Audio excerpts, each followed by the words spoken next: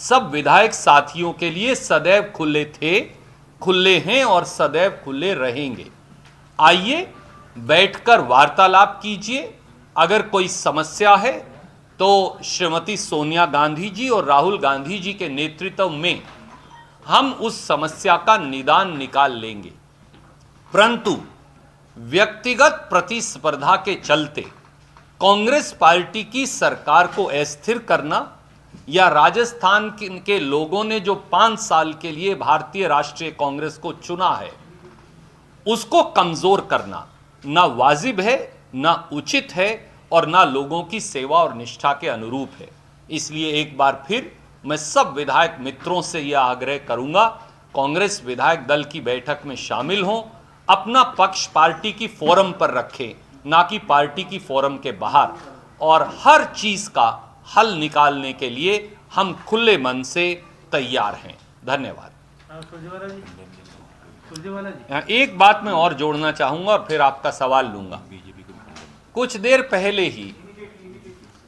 पहले ही एक ट्वीट के माध्यम से भी मैंने कहा कि भारतीय जनता पार्टी के 3 अग्रिम विभाग हैं, फ्रंटल ऑर्गेनाइजेशन है बीजेपी की।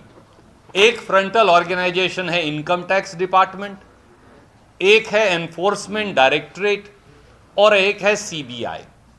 जब भी प्रजातंत्र की हत्या मोदी सरकार और भाजपा को करनी होती है तो भाजपा के ये तीनों अग्रिम विभाग सबसे पहले आगे आकर खड़े हो जाते हैं।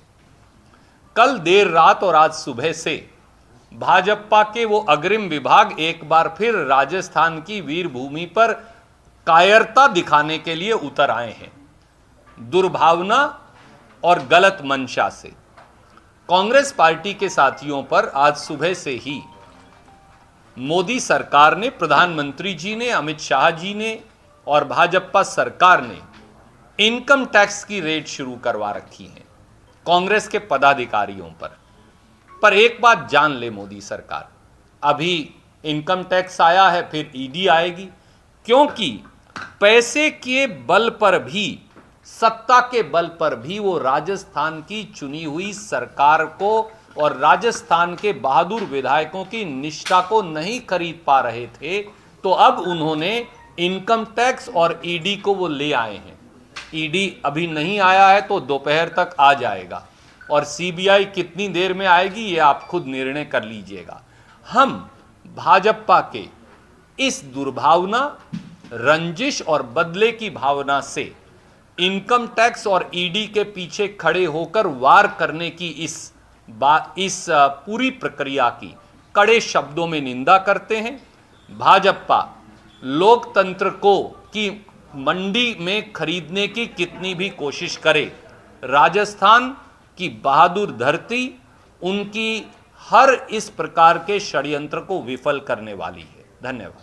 सर, आपने कहा कि अनेकों बार सचिन पायलट से बात हुई जी, तो उधर से कोई इस तरह की बात आई कि सुलह की बात हो? आदरणीय मित्र, हर बात जो पार्टी के अंदर का वार्तालाप है उसे टेलीविजन पर या अखबार में चर्चा करना अनुशासन के अनुरूप नहीं हो सकता, परंतु श्री सचिन पायलट जी से भी और दूसरे साथियों से भी कांग्रेस आला कमान द्वारा एक बार नहीं, पिछले 72 घंटे में, 48 से 72 घंटे में अनेकों बार बात की गई है। मैंने आपको 3 व्यक्तियों के नाम भी बताए।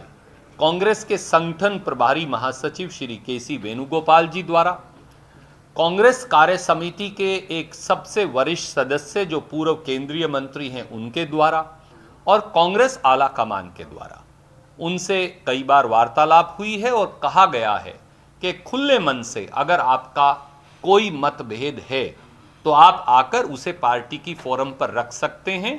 कोई ऐसी समस्या नहीं जिसका निदान हल नहीं निकाला जा सकता। हम समेत सचिन जी के, कांग्रेस पार्टी के हर विधायक का सम्मान करते हैं। वो हमारे साथी हैं, वो हमारे अपने हैं, वो हमारे परिवार के सदस्य हैं। हमने लंबे समय तक उनके साथ काम किया है, हमारा उनके प्रति स्नेह है, हमारा उनके प्रति आदर है, वो हमारे अपने हैं। और अगर परिवार का कोई सदस्य नाराज हो जाए तो वो परिवार को गिराता नहीं, वो परिवार से अपरुष्ट होकर अपना गुस्सा प्रकट कर माँ बाप के साथ बैठकर, चाचा ताऊ के साथ बैठकर, परिवार के साथ बैठकर उसका हल निकालता है। कांग्रेस पार्टी के दरवाजे खुले मन से, मैं कह रहा हूं, अजय माकन जी की ओर से और प्रभारी महासचिव पांडे जी की ओर से और सोनिया जी और राहुल जी की ओर से, कि वो सचिन जी हों या दूसरे विधायक हों, उनके लिए कांग्रेस के दरवाजे खुले हैं।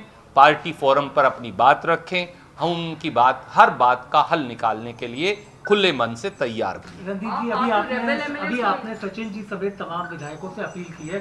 जाहिर है सचिन जी इस वक्त दिल्ली में हैं, 4 से 5